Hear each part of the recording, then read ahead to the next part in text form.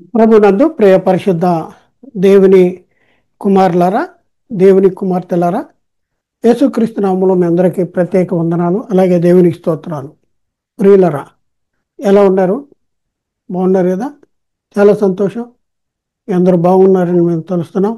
అలాగే దేవుని కృప మహదైశ్వర్యాన్ని బట్టి మేము కూడా కులాసాగానే ఉన్నాం. ప్రియులరా,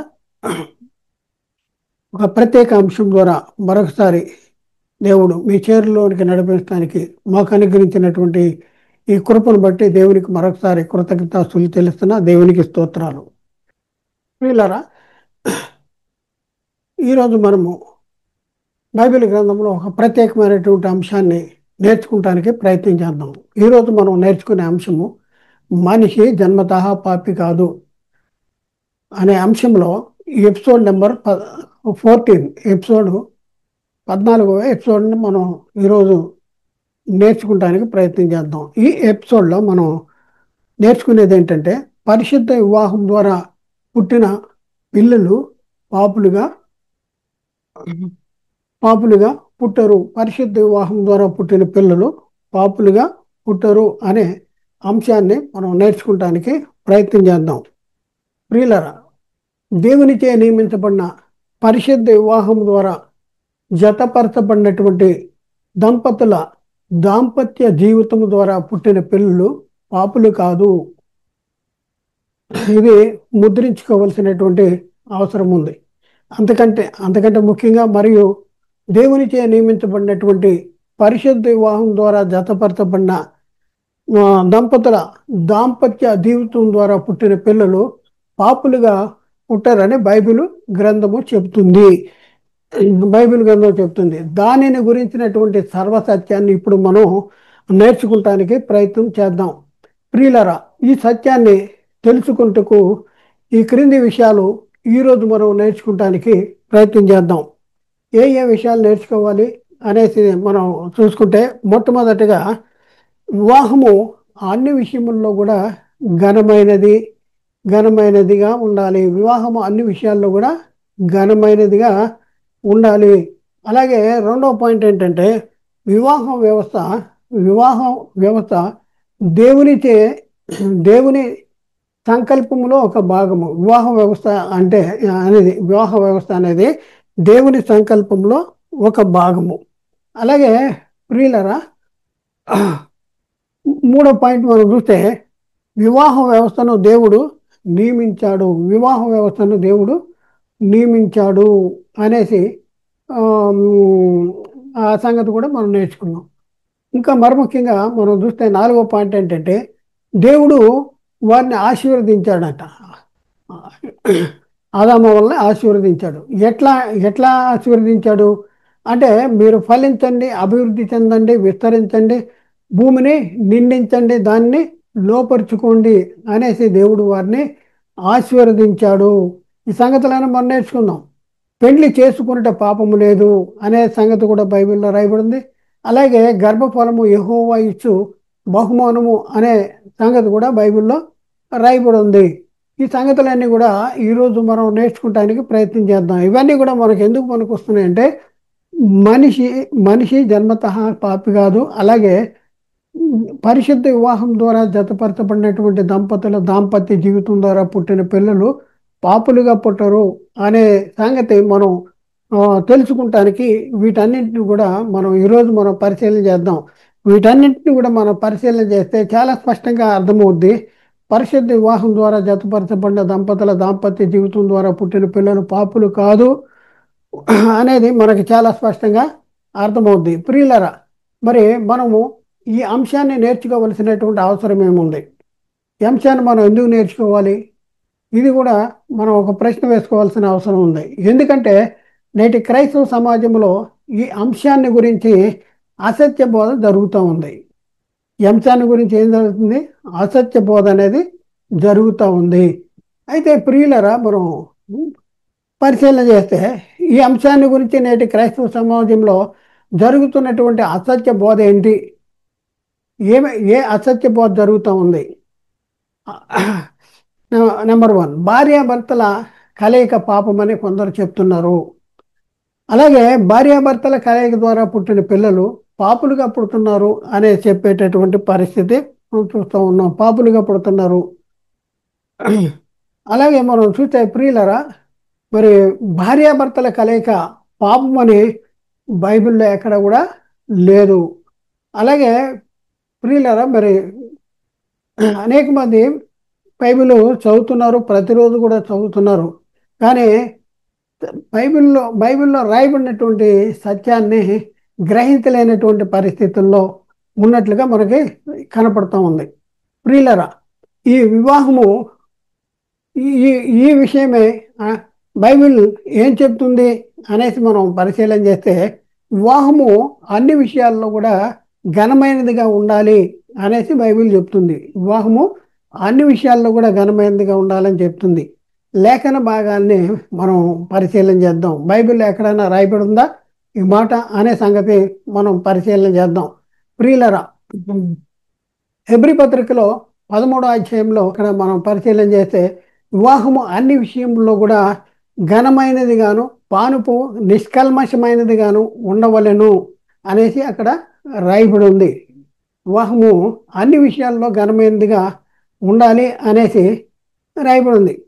ప్రియులరా, అంటే వివాహము అన్ని విషయాల్లో ఘనమైనదిగా ఉండాలి అంటే ఎన్ని విషయాల్లో ఘనమైనదిగా ఉండాలి? ఏ ఏ విషయాల్లో ఘనమైనదిగా ఉండాలి? మన ముందు చాలా ప్రశ్నలు వస్తూ ఉంటాయి ఇలాగే. అయితే ప్రియులరా, దాని సమాధానం గురించి మనం ఆలోచిస్తే, మానవుడు శారీరకంగా జరిగించే అన్ని విషయాల్లో కూడా వివాహం అనేది ఘనమైనదిగా ఉండవలసినటువంటి అవసరం ఉంది. ఎందుకు వివాహము మరి అన్ని విషయాల్లో ఘనమైనదిగా ఉండాలి?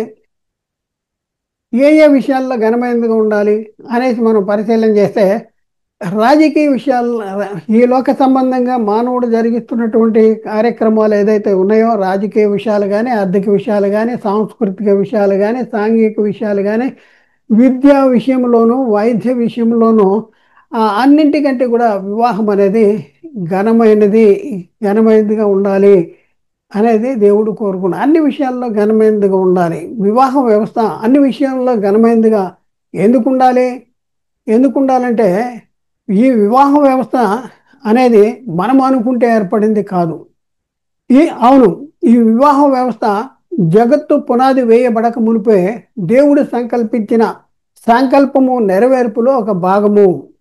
ప్రియులరా, నేటి క్రైస్తవ సమాజంలో కొందరు అన్ని విషయంలో ఘనమైనదిగా ఉండవలసినటువంటి ఈ వివాహ వ్యవస్థ ద్వారా పుట్టిన పిల్లలు పాపులుగా పుడుతున్నారు అనే బోధించేటటువంటి పరిస్థితి జరుగుతూ ఉంది. అందుకనే వారు మనిషి జన్మతః పాపనే బోధిస్తూ ఉన్నటువంటి పరిస్థితి చూస్తూ ఉన్నాం.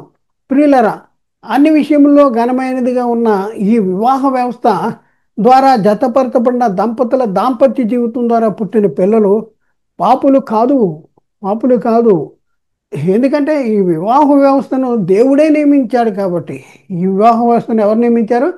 దేవుడు నియమించాడు. వివాహ వ్యవస్థ దేవుని సంకల్పములో ఒక భాగం అంట. దేవుని సంకల్పము. భూమి మీద జరుగుతున్నటువంటి వివాహాలు ఏదైతే ఉన్నాయో, ఆ వివాహానికి మరి మూలము లేకపోతే దానికి కారణం ఏంటంటే దేవుని సంకల్పము. దేవుని సంకల్పములో ఒక భాగము. జగత్తుకి పునాది వేయబడక మునుపు దేవుడు ఒక సంకల్పాన్ని సంకల్పించాడు. ఆ సంకల్పం నెరవేర్పులో భాగంగానే భూమి మీద దేవుడు వివాహ వ్యవస్థను ఏర్పాటు చేసినట్లు మనం చూస్తూ ఉన్నాం. ప్రియులరా, ఈ వివాహ వ్యవస్థను దేవుని సంకల్పము నెరవేర్చుట్లో ఒక భాగము. అవును, వివాహ వ్యవస్థ విషయంలో దేవుని సంకల్పం ఏంటి? ఇది మనం తెలుసుకోవాల్సిన అవసరం ఉంది. వివాహం విషయంలో దేవుని సంకల్పాన్ని గురించి బైబిల్లో చాలా స్పష్టంగా రాయబడి ఉంది. ప్రియులరా, మరి మనం పరిశీలన చేస్తే ఎఫ్సీ పత్రిక 1వ అధ్యాయంలో 4-6 వచనాల్లో అక్కడ మరి జగత్తుకి పునాది వేయబడక మునుపు దేవుడు సంకల్పించిన సంకల్పము మన విషయంలో ఏంటి అనేసి ఆ వచనాల్లో చాలా స్పష్టంగా రాయబడి ఉంది. మనం చూద్దాం. ఎఫ్సీ పత్రిక 1వ అధ్యాయము 4-6 వచనాలు. మొట్టమొదటి 4వ వచనము మనం చూద్దాం. ఎట్లనగా తన ప్రియుని యందు తాను ఉచితముగా మనకు అనుగ్రహించిన తన కృపామహిమకు కీర్తి కలిగినట్లు తన చిత్త ప్రకారమైన దయా సంకల్పము చొప్పున యేసుక్రీస్తు ద్వారా తనకు కుమారులుగా స్వీకరించుటకై మనలను ముందుగా తన కోసము నిర్ణయించుకుని మనము తన ఎదుట పరిశుద్ధులముగాను నిర్దోషులమునే ఉండవలనని జగత్తుకి పునాది వేయబడక మునిపే ప్రేమ చేత ఆయన క్రీస్తులో మనల్ని ఏర్పాటు చేసుకున్నాడు. ఆయన అంటే తండ్రి అయిన దేవుడు మనల్ని క్రీస్తులో ఏర్పాటు చేసుకున్నాడంట. ఎప్పుడు ఏర్పాటు చేసుకున్నాడు? జగత్తుకి పునాది వేయబడక మునిపే. ఏమని మనము ఏమై ఉండాలని అంటే మనము తన ఎదుట ఉండాలని, పరిశుద్ధులుగా ఉండాలని, నిర్దోషులుగా ఉండాలని, తనకు కుమారులుగా ఉండాలని. కుమారులు అంటే వారసులు. కుమారుడు అనగా వారసుడు. కుమారులుగా ఉండాలని జగత్తుకి పునాది వేయబడక మునిపే సంకల్పించాడు. ప్రియులరా, అవును, జగత్తు పునాది వేయబడక మునిపే దేవుడు తన చిత్తానుసారమైన సంకల్పమును నెరవేర్చే భాగములో ఈ వివాహ వ్యవస్థ ఏర్పాటు చేశాడు. అవును, నిజమే. దేవుడు సంకల్పించాడు కాబట్టి ఆ సంకల్పం నెరవేర్చాలి గనక ఆ నెరవేర్చే భాగంలోనే దేవుడు భూమి మీద వివాహ వ్యవస్థను ఏర్పాటు చేశాడు. దేవుడు ఆదామును సృజించాడు. ఆదాము నుండి అవ్వను వేరుపరిచాడు. వారిద్దరిని మరి జతపరిచాడు. వారి దాంపత్య జీవితం ద్వారా పుట్టిన పిల్లలు తనకు పిల్లలుగా స్వీకరించాలని దేవుడు సంకల్పించాడు. ఈ మాటలు మనం పరిశీలన చేస్తే ఎఫ్సి పత్రికలో 1వ అధ్యాయంలో 10వ వచనంలో మనం పరిశీలన చేద్దాం. 1వ అధ్యాయము 10వ వచనం. ప్రియులరా, ఈ సంకల్పాన్ని బట్టి, ఏ సంకల్పము అంటే జగత్తుకి పునాది వేయబడక మునుపు దేవుడు సంకల్పించిన సంకల్పాన్ని బట్టి ఆయన అంటే దేవుడు పరలోకంలో ఉన్నవే కానీ భూమి మీద ఉన్నవే కానీ సమస్తమును క్రీస్తునందు ఏకముగా సమకూర్చవలనని తనలో తాను నిర్ణయించుకున్నాడంట. చూడండి ప్రియులారా, దేవుని ప్రేమ ఎంత గొప్పదో. పరలోకంలో ఉన్నవే కానీ అంటే మెటీరియల్స్ కాదు, పదార్థాలు కాదు. పరలోకంలో ఉన్నటువంటి తండ్రి దేవుడు, యేసుక్రీస్తు, పరిశుద్ధాత్ముడు ఎవరైతే ఉన్నారో వారిని మనల్ని ఏకంగా చేయాలి అనేసి దేవుడు సంకల్పించాడు. భూమి మీద ఉన్న మనల్ని పరలోకంలో ఉన్న వారిని క్రీస్తులో ఏకంగా సమకూర్చాలని దేవుడు సంకల్పించాడు. కాబట్టి ఈ సంకల్పాన్ని అనుసరించే దేవుడు సమస్త కార్యాలనే జరిగిస్తూ ఉన్నాడు. దేవుడు జరిగించే కార్యాలన్నీ కూడా మరి దేన్ని బట్టి జరుగుతూ ఉన్నాయంటే ఎఫ్సి పత్రిక 1వ అధ్యాయం 12వ వచనంలో మనం పరిశీలన చేస్తే దేవుడు తన చిత్త ప్రకారమైన సంకల్పమును బట్టి మనలను ముందుగా నిర్ణయించాడు. దేవుడు మనల్ని ముందుగా నిర్ణయించాడంట. ఆయన యందు స్వాస్థ్యముగా ఏర్పరిచను. ఆయన తన చిత్తానుసారముగా చేసిన నిర్ణయం చొప్పున సమస్త కార్యాలని జరిగిస్తూ ఉన్నాడు. దేవుడు ఏ ఏ పని చేసినా కూడా మన విషయంలో దేవుడు జగత్తు పునాది వేయబడక మునుపు సంకల్పించిన సంకల్పాన్ని నెరవేర్చే భాగంలోనే సమస్త కార్యాలని జరిగిస్తూ ఉన్నాడంట. ఎంత గొప్ప దేవుడు! చూడండి, మనల్ని ప్రేమించాడు. ఎప్పుడు అంటే జగత్తుకి పునాది వేయబడకము మన మన మన కోసం యేసుక్రీస్తుని నియమించాడు. ఎప్పుడు అంటే జగత్తుకి పునాది వేయబడక మునుపు. మనం ఎక్కడ ఉండాలంటే దేవుని సన్నిధిలో, తన సన్నిధిలో ఉండాలని. మనం ఎలా ఉండాలంటే పరిశుద్ధులుగా, నిర్దోషులుగా ఉండాలని. ఈ సంకల్పించిన సంకల్పానుసారంగానే దేవుడు సమస్త కార్యాలని జరిగిస్తూ ఉన్నాడు. మనం ఎప్పుడైనా గుర్తించామో ఒకసారి ఆలోచించుకోవాల్సిన అవసరం ఉంది. అవును ప్రియులారా, దేవుని ఉద్దేశం నరుడు ఒంటరిగా ఉండటం అనేది దేవునికి ఇష్టము లేదు. దేవుడు ఏకాంగులను సంసారులుగా చేసేటటువంటి వాడు. అలాగే ప్రియులారా, మనం చూస్తే దేవుని సంకల్పాన్ని బట్టి పరిశుద్ధ వివాహం ద్వారా జతపరచబడిన దంపతుల దాంపత్య జీవితము పాపముతో కూడింది అవుతుందా? ఒకసారి ఆలోచించండి. భార్యాభర్తల కలయిక పాపం అంటున్నారు. చూడండి, వాళ్ళ ఆలోచన ఎలా ఉందో. దేవుని సంకల్పాన్ని వ్యతిరేకించేటటువంటి వాళ్ళు. ప్రియులరా, ఒకసారి ఆలోచించండి. దేవుని సంకల్పాన్ని బట్టి పరిశుద్ధ వివాహం ద్వారా జతపరచబడినటువంటి దంపతుల దాంపత్య జీవితము పాపంతో కూడింది అవుద్దా అంటే పాపంతో కూడింది అవదు ప్రియులారా, పాపంతో కూడింది అవదు. దేవుని సంకల్పాన్ని బట్టి పరిశుద్ధ వివాహం ద్వారా పుట్టిన పిల్లలు పాపులుగా పుడుతున్నారా అంటే పాపులుగా పుట్టరు. ఇది మనం ముద్రించుకోవాల్సిన అవసరం ఉంది. మరి మన కొంతమంది మరి సాతాను ప్రేరేపితులే వాళ్ళు ఏం చెప్తున్నారంటే పుట్టుకతోనే పాపి, మా భార్యాభర్తల కలయిక పాపి అని చెప్పేటటువంటి పరిస్థితి ఉంది. అందుకనే ప్రియులరా, మరి ఈ సత్యాన్ని మీ ముందుకు తీసుకొచ్చడానికి మేము ప్రయత్నం చేస్తున్నాం. అర్థం చేసుకుంటానికి ప్రయత్నం చేయండి, ఆలోచించండి. మేమెవరిని కూడా వ్యక్తిగతంగా కానీ, సంఘపరంగా కానీ, సంస్థ పరంగా కానీ తప్పు పట్టుకోవాలని కానీ, లేకపోతే మేము చెప్పేదే కరెక్ట్, మీరు చెప్పేది తప్పు అని చెప్పడానికి కానీ మీ ముందుకు రావట్లా. బైబిల్లో ఏముందో, బైబిల్ ఏం చెప్తుంది, దాన్ని మీకు తెలియపరచడానికి మేము ముందుకు వచ్చాం. మీకు అర్థమైతే మీరు అనుసరించండి. మీకు అర్థం కాకపోయినా మేము నమ్మమన్నా కూడా మీ ఇష్టం.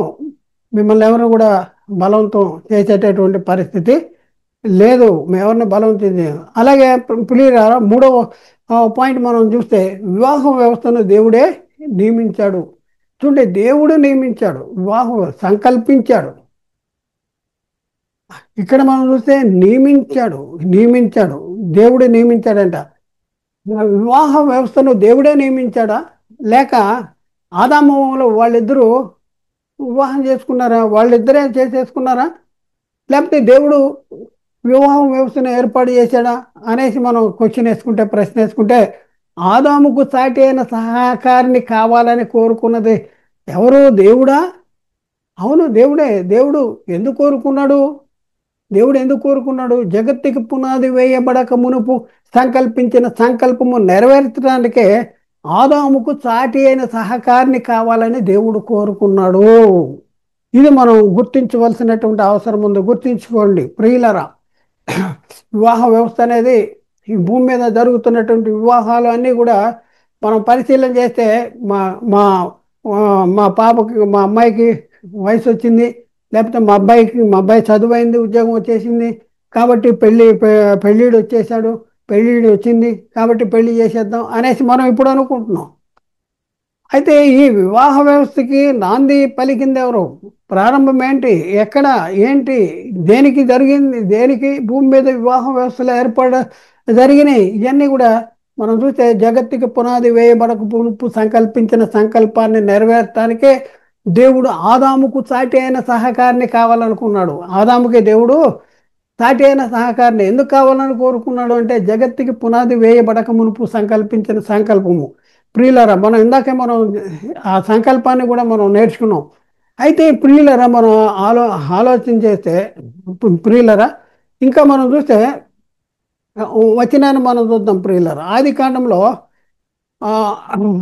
2వ అధ్యాయము 18 నుంచి 24 వచనాలు మనం చూద్దాం. ఆదికాండము 2వ అధ్యాయము 18 నుంచి 24 వచనాలు మనం చూసుకుంటే, ప్రియులరా, అక్కడ మరియు దేవుడైన యెహోవా నరుడు ఒంటరిగా ఉండుట మంచిది కాదు, వానికి సాటి అయిన సహాయమును వాని కొరకు చేయుదును అనుకున్నాడు. నరుడు ఒంటరిగా ఉండటం దేవునికి ఇష్టం లేదంట. వానికి ఏం కావాలనుకున్నాడంట? సాటి అయిన సహకారిని, సహాయము వారి కొరకు చేయుదును అని అనుకున్నాడంట. ఆదికాండము 2వ అధ్యాయము 18 నుండి 24 వచనాలు. 18వ వచనం మనం చూద్దాం. ప్రియులరా, మరియు దేవుడైన యెహోవా నరుడు ఒంటరిగా ఉండటం మంచిది కాదు, వానికి సాటి అయిన సహాయమును వాని కొరకు చేయుదును అనుకునేను. సాటి అయిన సహాయం చేయుదును అని అనుకున్నాడంట. అలాగే 21వ వచనంలో మనం చూస్తే, అప్పుడు దేవుడైన యెహోవా ఆదామునకు గాఢ నిద్ర కలుగజేసి అతడు నిద్రించినప్పుడు ప్రక్కటెముక ఒక దాన్ని తీసి ఆ చోటున మాంసంతో పూడ్చివేశాను. దేవుడు కావాలని ఆదాముకి సాటి అయిన సహకారిని కావాలని కోరుకున్నాడు. అలాగే ఇక్కడ మనం చూస్తే, ఆదాము గాఢ నిద్ర కలిగజేసి పక్కట ముక్కను తీసి ఆ చోటును మాంసంతో పూర్తి చేశాడంట. ఆ తర్వాత ఏం చేశాడు? తర్వాత దేవుడైన యెహోవా తాను ఆదామును నుండి తీసిన పక్కటెముకను స్త్రీనిగా నిర్మించి ఆమెను ఆదామును వద్దకు తీసుకుని వచ్చాను. స్త్రీనిగా నిర్మించాడంట. స్త్రీనిగా నిర్మించి ఆదాము దగ్గరికి తీసుకొచ్చాడంట. ఆదికాండము 2వ అధ్యాయం 23, 24 వచనాలు. అప్పుడు ఆదాము ఇట్లనెను, నా ఎముకల్లో ఒక ఎముక, నా మాంసము ఇది నరుని నుండి తీయబడెను గనక నారి అనబడును. కాబట్టి పురుషుడు తన తల్లిని తండ్రిని విడిచి భార్యను హత్తుకొను, వారు ఏక శరీరమై ఉందురు అనేసి అక్కడ రాయబడి ఉంది. కాబట్టి ప్రియులారా, ఒకసారి ఆలోచించండి. ఇక్కడ మనం చూస్తే, మనం పరిశీలన చేస్తే వివాహము అనేది మనం చూస్తే, ఇక్కడ వివాహము వ్యవస్థ దేవుడు నియమించాడు. దేవుడే నియమించాడు. దేవుడు ఎలా నియమించాడంటే, ఆదాము ఒంటరిగా ఉండటం ఇష్టం లేదు. ఎందుకంటే దేవుడికి అనేక మంది కుమారులు కావాలిగా. ఒక్కడే ఉంటే కుమారులు ఎలా? అందుకనే మరి పురుషుని సహకారినిగా ఇవ్వలేదు, సహకారుడిగా ఇవ్వలేదు, స్త్రీనే సహకారుడిగా ఇచ్చాడు. ఎక్కడి నుంచి తీశాడు? పక్కటెముకలో తీశాడు. పక్కటెము దాన్ని ఏం చేశాడు? స్త్రీనిగా నిర్మించాడు. ఆదాము దగ్గర తీసుకొచ్చాడు. ఆదాము దగ్గరికి తీసుకొస్తే అప్పుడు ఆదాము ఇట్లా అన్నాడు, నా ఎముకల్లో ఒక ఎముక, నా మాంసములో మాంసము, ఇది నరుని నుండి తీయబడిన కనుక నారే అనబడును. కాబట్టి పురుషుడు తన తల్లిని తండ్రిని విడిచి భార్యను హత్తుకొను అంటాడు. ఎలా జతపరిచాడు? భార్యగా జతపరిచాడు అనేసి మనం దీన్ని బట్టి మనకు అర్థమవుతుంది. ఇంకా ప్రియులరా, మనం చూసుకుంటే ఆదామును జతపరిచినది ఎవరు అనేది మనం చూస్తే, ఆదామును జతపరిచింది దేవుడే. ఆదామును జతపరిచింది ఎవరంటే దేవుడే జతపరిచాడు. చూద్దాం ప్రియులరా, ఇక్కడ మనం చూస్తే ఆదాము అవ్వలను జతపరిచింది ఎవరు అంటే దేవుడు జతపరిచాడు. అంటే దేవుడు జతపరిచాడని బైబిల్లో ఎక్కడన్నా ఉందా అంటే చాలా స్పష్టంగా ఉంది. మనం చదువుతానే ఉన్నాం, కానీ మనం అర్థం చేసుకోలేకపోతున్నాం. చూద్దాం ప్రియులరా, మత్తయి సువార్తలో, మత్తయి సువార్త 19వ అధ్యాయంలో, మత్తయి సువార్త 19వ అధ్యాయంలో 4-6 వచనాలు మనం చదివితే, 4వ వచనంలో ఆయన సృజించిన వాడు ఆది నుండి వారిని పురుషుని గాను స్త్రీని గాను సృజించననియో, ఇందు నిమిత్తము పురుషుడు తన తల్లిదండ్రులను విడిచి భార్యను హత్తుకొను, వారిద్దరును ఏక శరీరముగా ఉందిరని చెప్పినని మీరు గ్రహించలేదా అని చెప్పేసి 6వ వచనంలో అంటున్నాడు. కాబట్టి వారు ఇకను ఇద్దరు కాక ఏక శరీరముగా ఉన్నారు. వారు ఇక ఇద్దరు కాదంట, ఏక శరీరముగా ఉన్నారు గనుక అని చెప్పి ఇక్కడ అద్భుతమైన సంగతి చెప్తున్నట్టు మనం చెప్పింది మనం చూస్తున్నాం. గనుక దేవుడు జతపరిచిన వారిని మనుషుడు వేరుపరచకూడదని చెప్పాను. ఎవరు జతపరిచారు? దేవుడు జతపరిచాడంట. దేవుడు జతపరిచిన వారిని ఎవరు వేరు చేయకూడదంట. మనుషుడు వేరుపరచకూడదు. అంటే వివాహ వ్యవస్థను ఏర్పరిచింది ఎవరు అంటే దేవుడే వివాహ వ్యవస్థను ఏర్పరిచాడు. దేవుడు జతపరిచాడంట. మార్కు సువార్త 10వ అధ్యాయంలో 6-9 వచనాల్లో కూడా ఇదే మాటలు రాయబడి ఉన్నాయి. దేవుడు జతపరిచిన వారిని మనుషుడు వేరుపరచకూడదు అని వారితో చెప్పిన సందర్భాలు అక్కడ మనం చూస్తూ ఉన్నాం. అవును ప్రియులారా, దేవుడు ఏకాంగులను సంసారులుగా చేసేటటువంటి వాడు. నరుడు ఒంటరిగా ఉండటం అనేది దేవునికి ఇష్టం లేదు. ఒంటరిగా ఉండటం వలన దేవుని యొక్క సంకల్పము నెరవేరదు.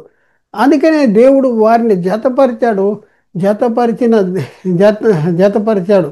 ప్రియులారా, చూద్దాం కీర్తన గ్రంథంలో 68వ కీర్తన 6వ వచనంలో దేవుడు ఏకాంగులను సంసారులుగా చేయువాడు అనేసి అక్కడ రాయబడింది. అవును ప్రియులారా, దేవుడు సంకల్పించాడు అనేక మంది కుమారులు కావాలని. అలాగే దేవుడు ఏం చేశాడంటే, దేవుడు వారి దేవుడు వారిని దేవుడు ఆదామును సృజించాడు. ఆదాముకు సాటైన సహకారినిగా స్త్రీని సృజించాడు. ఆ తర్వాత వారిని జతపరిచాడు, భార్యాభర్తలుగా జతపరిచిన దేవుడు ఏం చేస్తా ఉన్నాడంటే వారిని ఆశీర్వదిస్తూ ఉన్నాడు. ఏంటంటే ఏమని ఆశీర్వదిస్తూ ఉన్నాడు? దేవుడు వారిని ఆశీర్వదించను. ఏమని ఆశీర్వదించంటే, మీరు ఫలించండి, అభివృద్ధి చెందండి, విస్తరించండి, దానిని భూమిని నిండించండి, దాన్ని లోపరుచుకోండి. ఫలించాలి, అభివృద్ధి చెందాలి, విస్తరించాలి, భూమిని నిండించాలి. ప్రియులారా, ఒకసారి ఆలోచించండి. దేవుడు జతపరిచాడు కదా, జతపరిచిన దేవుడు వారిని ఆశీర్వదించిన దేవుడు వారితో అంటున్నాడు, ఫలించండి, అభివృద్ధి చెందండి, విస్తరించండి, భూమిని నిండించండి. అంటే ఎలా నిండిస్తారు? మరి దాంపత్య జీవితం జరిగించుకోకుండా మరి ఫలించటం, అభివృద్ధి చెందటం, విస్తరించటం ఉన్నది కదా.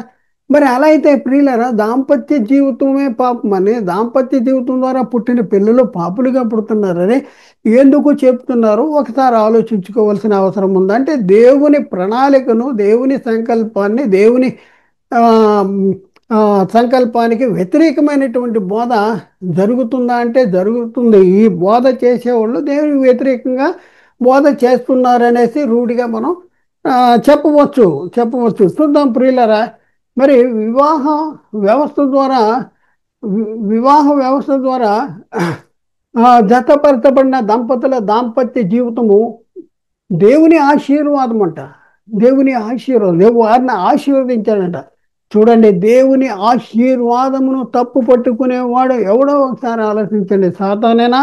అవును కదా, సాతానే. దేవుని సంకల్పము నెరవేర్పు ఈ వివాహం ద్వారా జరుగుతూ ఉంది. వివాహ వ్యవస్థ ద్వారా జతపరచబడిన దంపతుల దాంపత్య జీవితం ద్వారా దేవుని సంకల్పము నెరవేరుతా ఉంది, నెరవేరుతా ఉంది. ప్రియులారా, ఒకసారి ఆలోచించండి. సాతాను చెప్పే అసత్య బోధ ఏంటి? ఒకసారి గుర్తుంచుకోవలసిన అవసరం ఉంది. లేకపోతే మనం తప్పులో పడిపోతాం. అసత్యాన్ని నమ్మి అసత్య బోధనే మనం చేసేటటువంటి పరిస్థితి ఉంది. సాతాను చెప్పే అసత్య బోధ ఏంటంటే వివాహ వ్యవస్థ పాపంతో కూడిందని బోధిస్తున్నారు. దంపతుల దాంపత్య జీవితము పాపముతో కూడిందని బోధిస్తున్నారు. అలాగే దాంపత్య జీవితం ద్వారా పుట్టిన పిల్లలు పాపులుగా పుడుతున్నారనేది కొంతమంది వాదన, లేకపోతే వారి యొక్క అపోహ. ప్రియులరా, దేవుని సంకల్పాన్నే తప్పు పట్టుకునేది ఎవరండి? సాతానే కదా. అవును, ముమ్మాటికి సాతానే అనేసి మనం గ్రహించాలి, గుర్తించాలి. దేవుడు ఆదాము అవ్వలను ఆశీర్వదించాడు. ఏమని ఆశీర్వదించాడు? దేవుడు ఆదాము అవ్వలను ఏమని ఆశీర్వదించాడు? ఆది కాండంలో 1వ అధ్యాయంలో 28వ వచనం మనం పరిశీలన చేస్తే అక్కడ ఏమనుందంటే, దేవుడు వారిని ఆశీర్వదించెను. ఎట్లనగా, మీరు ఫలించండి, అభివృద్ధి చెందండి, విస్తరించండి, భూమిని నిండించండి, దాన్ని లోపరుచుకోండి అనేసి దేవుడు వారిని ఆశీర్వదించినట్లు మనం చూస్తూ ఉన్నాం. ప్రియులారా, ఒకసారి ఆలోచన. మీరు ఫలించి అభివృద్ధి పొంది విస్తరించి భూమిని నిండించాలంటే ఏం చేయాలి? ఏం చేయాలి? దాంపత్య జీవితాన్ని జరిగించాలి. అప్పుడే వారు ఫలిస్తారు, అభివృద్ధి చెందుతారు, విస్తరిస్తారు, భూమిని నిండిస్తారు కదా. అవును, దేవు అదే దేవుని యొక్క ఆశీర్వాదము, అదే దేవుని సంకల్పము నెరవేర్చడంలో ఒక భాగము. ప్రశ్న, ప్రియులరా, దాంపత్య జీవితాన్ని జరిగించటమే పాపమైతే మీరు ఫలించండి, అభివృద్ధి పొందండి, విస్తరించండి, భూమిని నిండించండి అని వారితో చెప్పిన దేవుడే పాపాన్ని ప్రోత్సహిస్తాడా? ఒకసారి పరిశీలన చేసుకోవాల్సిన అవసరం ఉంది. చూడండి, సాతాను మనల్ని ఎంత మోసం చేస్తూ ఉన్నాడో బైబిల్ చూపిస్తూ ఉన్నాడు. బైబిల్లో ఉన్న సంగతులే బోధిస్తున్నాము అని భ్రమపరుస్తూ ఉన్నాడు. కానీ బైబిల్ మనకు చెప్పని సంగతుల్ని బోధిస్తున్నాడు. ఇది సాతాను యొక్క తంత్రము అని గుర్తించవలసినటువంటి అవసరం ఉంది.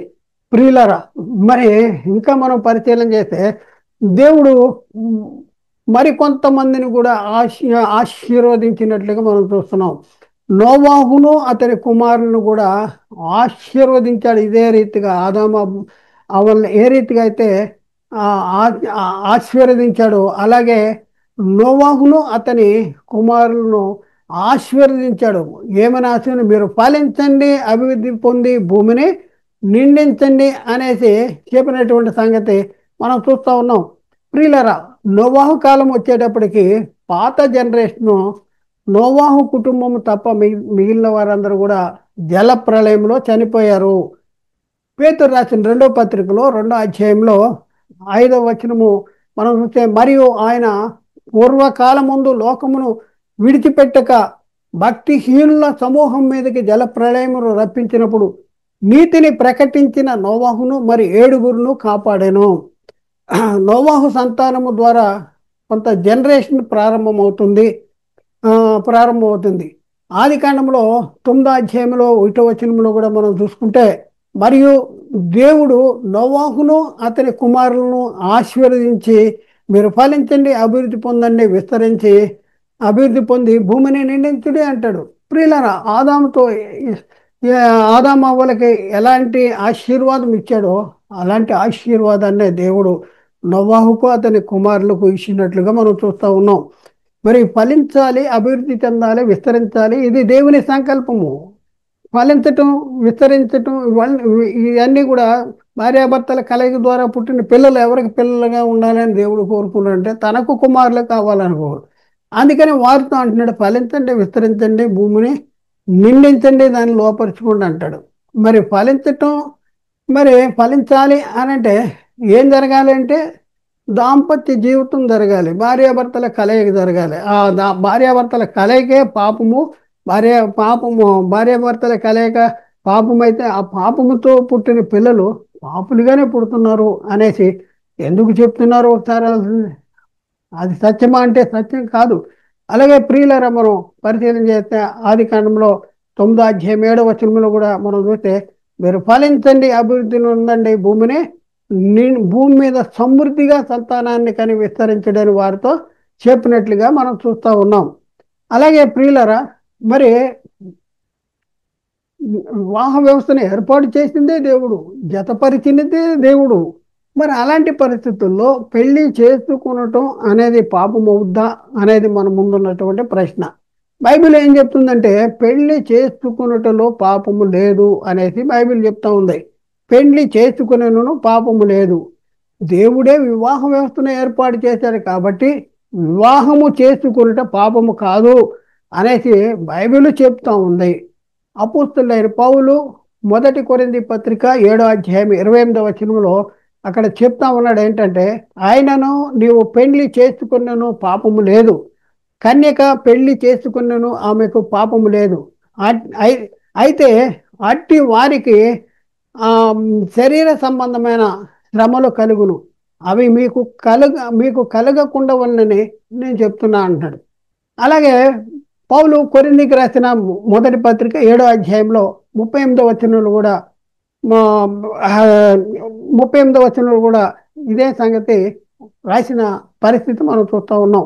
కాబట్టి తన కుమార్తెకు పెళ్లి చేయవాడు బాగానే ప్రవర్తించుతున్నాడు అంటాడు. కుమార్తెకు పెళ్లి చేయవాడు బాగానే ప్రవర్తిస్తున్నాడు అనేసి అక్కడ రాయబడింది.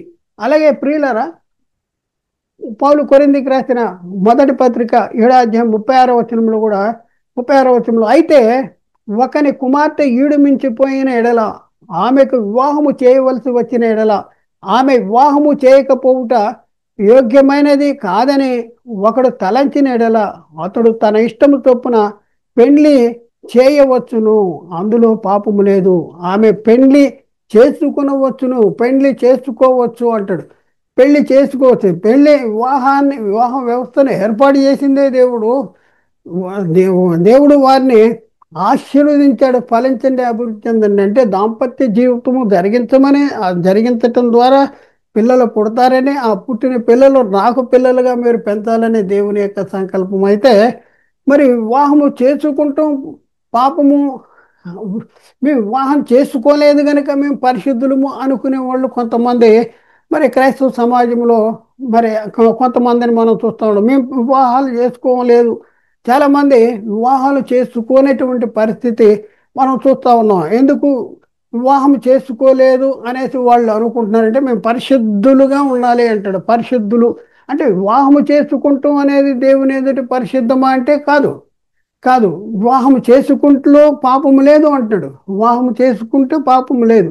అసలు వివాహ వ్యవస్థను ఏర్పాటు చేసిందే దేవుడు. అసలు వివాహ వ్యవస్థ ద్వారా మరి దాంపత్య జీవితాన్ని జరిగించి ఆ దాంపత్య జీవితం ద్వారా పిల్లలు కనాలి అనేది దేవుడు. అయితే మేము పెళ్లి చేసుకోము అనేసి, మేము పెళ్లి చేసుకోలేదు, మేము పెళ్లి చేసుకోలేదు అనేసి, మేము పరిశుద్ధులము అనేసి భ్రమపడుతున్నటువంటి పరిస్థితి నేటి క్రైస్తవ సమాజంలో సాతాను వాళ్ళ జీవితాల్లో కల్పిస్తూ ఉన్నటువంటి పరిస్థితి మనం చూస్తూ ఉన్నాం.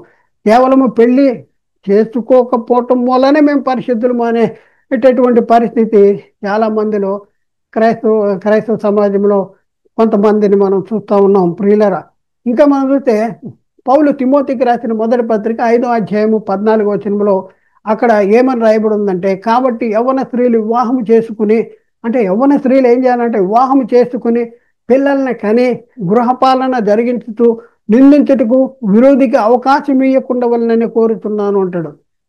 ఎంత చాలా చాలా స్పష్టంగా రాయబడింది కదా. యవ్వన స్త్రీలు ఏం చేయాలంటే వివాహం చేసుకోవాలంట. ఇంకేం చేయాలి? పిల్లల్ని కనాలి. అంటే దాంపత్య జీవితాన్ని జరిగించాలి, భార్యాభర్తల కలయిక జరిగించాలి.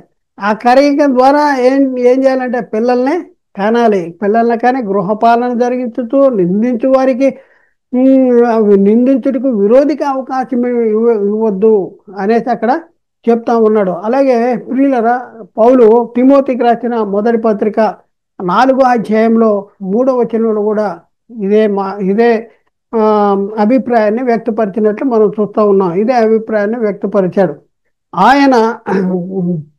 మొదటి తిమోతికి రాసిన మొదటి పత్రిక 4వ అధ్యాయం 3వ వచనం, యవ్వన స్త్రీలు వివాహం చేసుకుని పిల్లల కని గృహపాలన జరిగించుచు అనేసి అక్కడ రాయబడి ఉంది.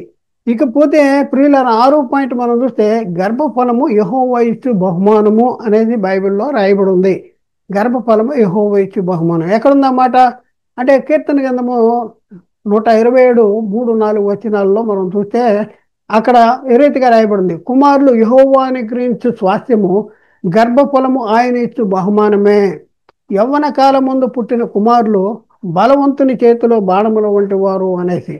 వీళ్ళ 3వ వచనంలో మనం చూస్తే కుమారులు యెహోవా అనుగ్రహించు స్వాస్థ్యము, గర్భఫలము ఆయన ఇచ్చు బహుమానము. కుమారులు యెహోవా అనుగ్రహించు స్వాస్థ్యము అనేసి బైబిల్లో ఉంది. గర్భఫలం అనేది ఆయన ఇచ్చే బహుమానం అనేది. ఆయన ఇచ్చే స్వాస్థ్యము, ఆయన ఇచ్చే బహుమానము మరి ఎలా ఎలా ఆ, ఎలా ఎలా పొందుకుంటున్నారు వాళ్ళు? గర్భ ఫలాన్ని ఎలా పొందుకుంటున్నారు? వివాహ వ్యవస్థ ద్వారా, దాంపత్య జీవితం జరిగించడం ద్వారా. అయితే వివాహ వ్యవస్థే పాపము. గర భార్యాభర్తల కలయిక పాపము. భార్యాభర్తల కలయిక ద్వారా పుట్టిన పిల్లలు పాపులుగా పుడుతున్నారు అనేసి ఎందుకు చెప్తున్నారు ఒకసారి ఆలోచించండి. మరొక సందర్భాన్ని చూద్దాం. రాహేలు, యాకోబు రాహేలుతో అంటాడు, నేను గర్భమును ఇయ్యకపోయిన దేవునికి ప్రతిగానే ఉన్నానా అంటాడు. చూద్దాం ఆ సందర్భాన్ని. యాకోబు అంటున్నాడు రాహేలుతో, నేను నీకు గర్భమును ఇయ్యకపోయిన దేవునికి, గర్భాన్ని ఇయ్యకపోయింది ఎవరంట? దేవుడు. అంటే దేవునికి నేను ప్రతిగానే ఉన్నానా? నీకు గర్భాన్ని ఇయ్యకపోయిన దేవునికి నేను ప్రతిగానే ఉన్నానా అనేది చెప్తున్నాడు. ఎక్కడుంది ఈ మాటలో? ఆది కాండంలో 30వ అధ్యాయంలో 1వ వచనము 2వ వచనాన్ని మనం చూద్దాం. రాహేలు తాను యాకోబు ఆ, యాకోబునకు పిల్లలు కనకపోవుట చూచి తన అక్క యందు అసూయపడి యాకోబుతో అంటుంది, నాకు గర్భము నిమ్ము, లేని ఎడలేను చచ్చేదను, నాకు గర్భాన్ని లేకపోతే నేను చస్తాను అంటే అప్పుడు యాకోబు చెప్తున్నాడు. యాకోబు 2వ వచనం, యాకోబు కోపము రాహేలు మీద రగులుకొనగా అతడు, నేను నీకు గర్భముని ఇయ్యకపోయిన దేవునికి ప్రతిగానే ఉన్నానా? నేను నీ గర్భాన్ని ఇయ్యకపోయిన దేవునికి నేను ప్రతిగా ఉన్నానా? ఏంటి నన్ను ఆ, నాకు నువ్వు నా గర్భాన్ని ఇవ్వు అని అంటున్నావు. గర్భ గర్భ గర్భఫలము యెహోవా అనుగ్రహించే స్వాస్థ్యము, కుమారులు ఆయన ఇచ్చు బహుమానం అయితే నన్ను గర్భాన్ని ఇవ్వు లేకపోతే నేను చస్తానంటాడు. నీ గర్భాన్ని ఇవ్వకపోయింది ఎవరు? దేవుడు. దేవునికి నేను ప్రతిగానే ఉన్నానా అంటున్నాడు. పిల్లలు ఒకసారి ఆలోచించండి. మనిషి జన్మతః పాపి కాదు. Episode number 14. ప్రియులరా, పరిశుద్ధ వివాహం ద్వారా పుట్టిన పిల్లలు పాపులుగా పుట్టరు. పాపులుగా పుట్టరు. మానవుడు శారీరకంగా జరిగించే అన్ని కార్యక్రమాల్లో కూడా వివాహం అనేది చాలా ఘనమైనదిగా ఉండాలనే దేవుడు తలంచాడు. రాజకీయ విషయాల్లో, ఆర్థిక విషయాల్లో, సాంస్కృతిక విషయాల్లో, సాంఘిక విషయాల్లో, విద్య, వైద్య, ఆ, అన్ని విషయాల్లో కూడా, అన్నింటికంటే కూడా వివాహము ఘనమైనదిగా ఉండాలనేసి మరి దేవుడు కోరుకున్నాడు. ఆ ఆ ఆ వివాహము, ఆ ఆ పరిశుద్ధ వివాహం ద్వారా పుట్టిన పిల్లలు దేవుడు తనకు పిల్లలుగా కావాలని కోరుకున్నాడు. ఎప్పుడు కోరుకున్నాడంటే జగత్తుకి పునాది వేయబడక మునిపే కోరుకున్నటువంటి పరిస్థితి మనం చూస్తూ ఉన్నాం. ప్రియులారా, ఒకసారి ఆలోచించండి. జగత్తుకి పునాది వేయబడక మునుపు దేవుడు సంకల్పించిన సంకల్ప నెరవేర్పులో భాగమే దేవుడు ఆదామును సృజించటం, ఆదాముగా ఒక సాటి అయిన సహకారినిగా ఆ, ఏర్పాటు చేయటం అనేది మరి మనం చూస్తూ ఉన్నాం. ప్రియులరా, ఇంకా మనం పరిశీలన చేస్తే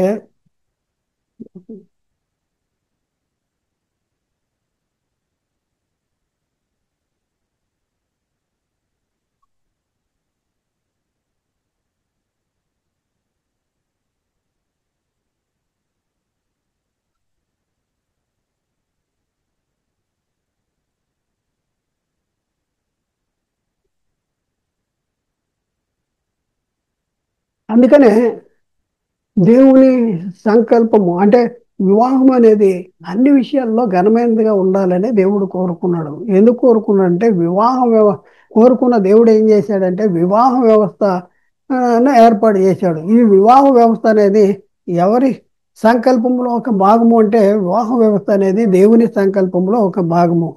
అలాగే వివాహ వ్యవస్థను నియమించింది ఎవరు అంటే వివాహ వ్యవస్థను నియమించింది దేవుడే.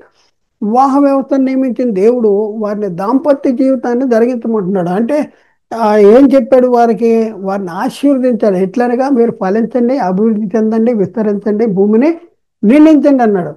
కాబట్టి పెళ్లి చేసుకుంటాం అనేది పాపం లేదు. అలాగే ఇంకా మనం చూస్తే గర్భఫలం అనేది యెహోవా ఇచ్చు బహుమానము, బహుమానము అనేది బైబిల్ చెప్తుంది. కాబట్టి దేవుని సంకల్పములో దేవుని సంకల్పాన్ని నెరవేర్చడంలో ఒక భాగమైనటువంటి వివాహ వ్యవస్థ ద్వారా జతపరచబడినటువంటి దంపతుల దాంపత్య జీవితం ద్వారా పుట్టిన పిల్లలు పాపులుగా పుడుతున్నారని, ఆ దాంపత్య జీవితమే పాపమని, ఆ దాంపత్య జీవితం ద్వారా పాపులుగా పుడుతున్నారని, పిల్లలు పాపులుగా పుడుతున్నారని చెప్పేది ఎవరు అంటే ఖచ్చితంగా సాతానే చెప్తాడు. ఎందుకంటే దేవుని ఆ, సంకల్పాన్ని సంకల్పానికి తిరుగుబాటు చేసేవాడు. దేవుని సంకల్పాన్ని తిరుగుబాటు చేస్తా ఉన్నాడు. ఆయన సంకల్పం మనకు అర్థం కాకూడదు.